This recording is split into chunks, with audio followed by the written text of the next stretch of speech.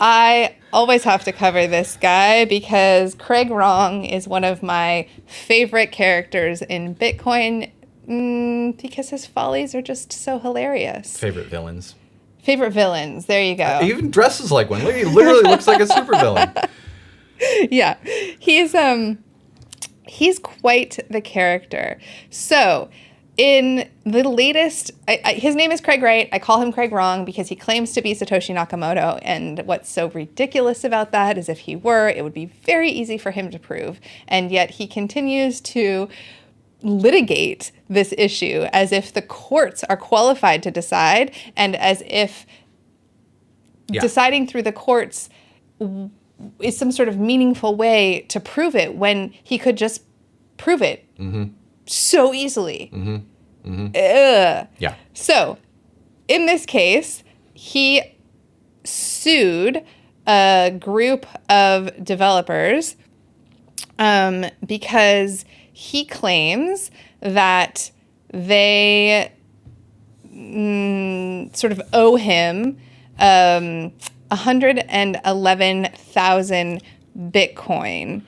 The company says that the documents he is using to say that he's due this are shockingly fabricated.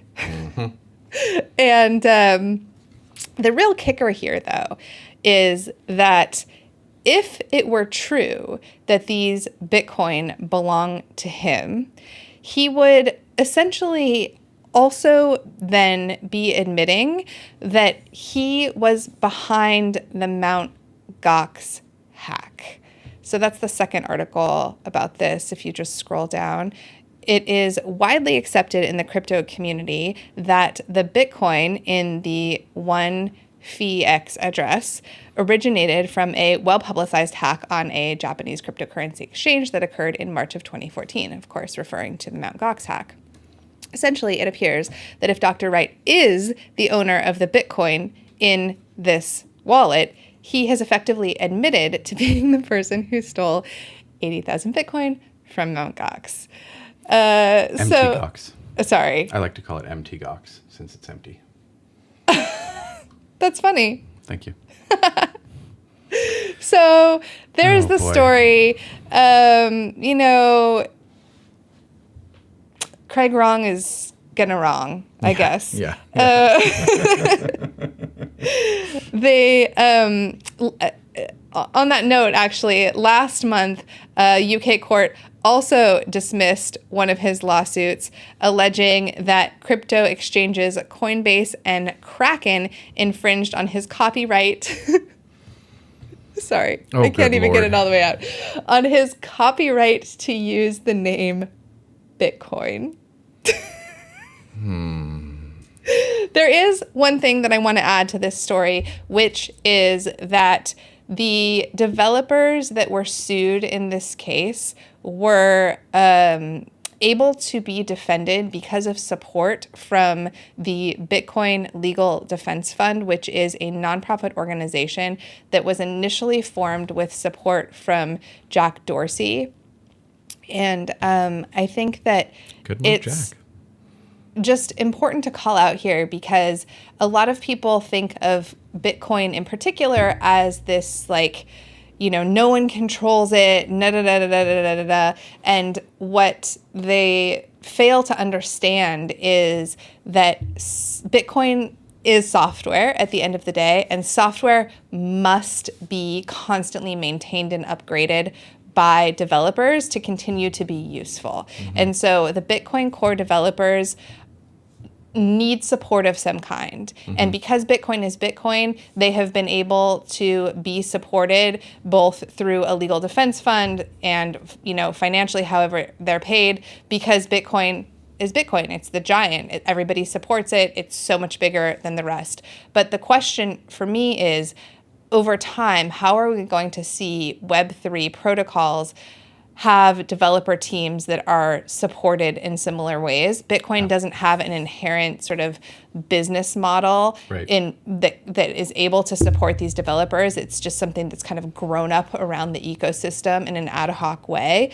And I think that we're going to need to figure that out as an industry for these protocols to be maintained over time. Agreed.